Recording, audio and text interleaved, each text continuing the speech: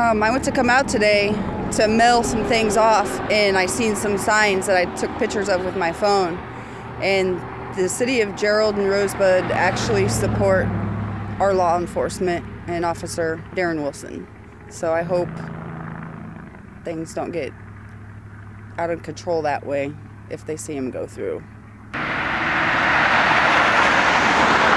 We are marching for Michael Brown and marching for peace and marching for change of racial profiling laws in Missouri and in the United States as a whole. And we plan to be there on Friday at 1 p.m. We invite everyone to come join and be a part of this rally for peace.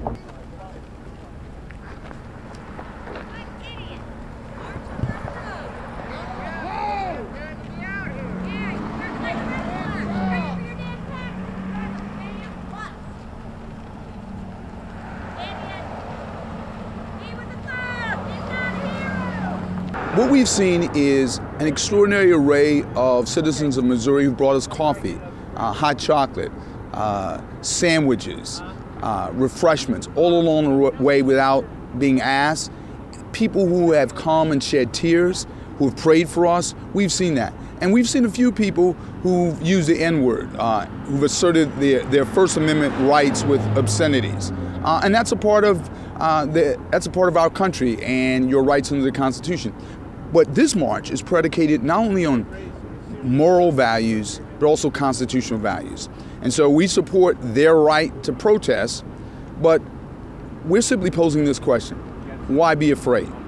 You need not be afraid of an organization that's committed to nonviolence, that's committed to bettering this country. Over the last 105 years, that's what we've done. And so the people in these communities who, the few people who've called us the N-word or shouted obscenities at us, all we say to them is, don't be afraid. Step up, step forward, and better your country. And one of the best ways to do that, is to stand with law enforcement that believes that law enforcement can yet be better. I support the police. We may have a system that needs to be improved on, but it's a system our founding fathers gave us. And what the NAACP acts like is that we're supposed to throw out everything that's worked for 200 years, and the only version that they want is one in which they win every time. It should not be us against them. This is just simply criminals committing crimes and having to pay a price for that.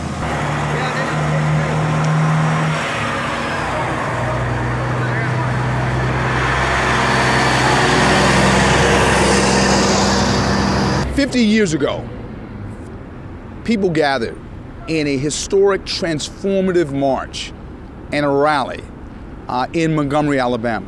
We're gathering in Jefferson City. It's going to be a historic rally, whether irrespective of the size of our commitment to bettering our country, bettering this state is huge.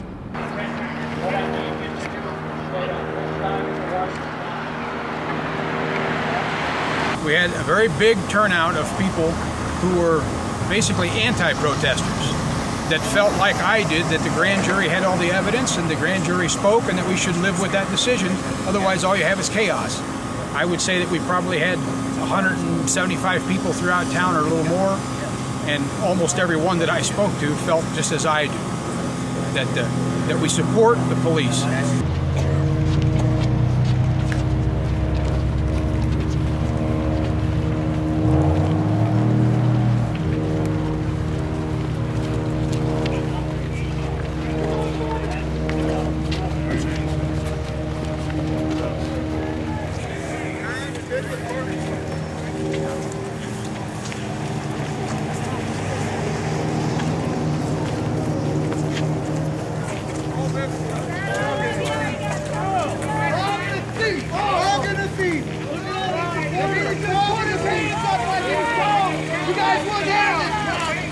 The experience has been a very, very warm experience, and in that we have joined together, we band together from all across the nation.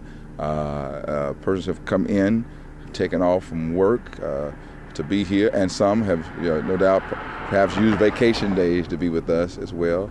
So it's been warm in that we have banded together from a plethora of different backgrounds and places.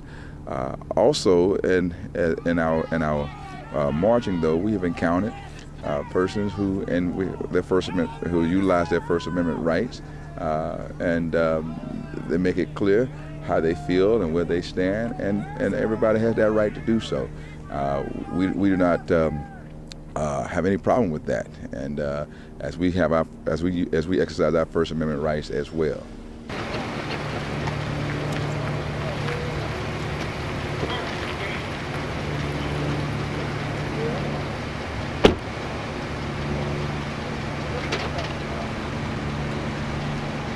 Well, I hope there is continued dialogue because I don't think that, first of all, I personally think the grand jury got things right. I think that part of our system did things right.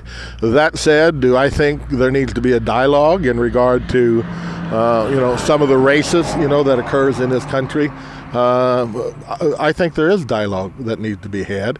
I think there's better understanding needs to be brought, to the table as far as everybody's concerned, and that consequently usually only happens when there's something really, really negative driving it. It's something that you don't go to town and have a beer over and try to solve, but when people must, I think they come together and try to seriously look at some of the shortcomings of the current law, if there is any. But the police, have got to be supported. What they do is important to every man, woman, and child, black or white in this country, because without them, without their commitment, and without a stopgap there, this country's in big trouble.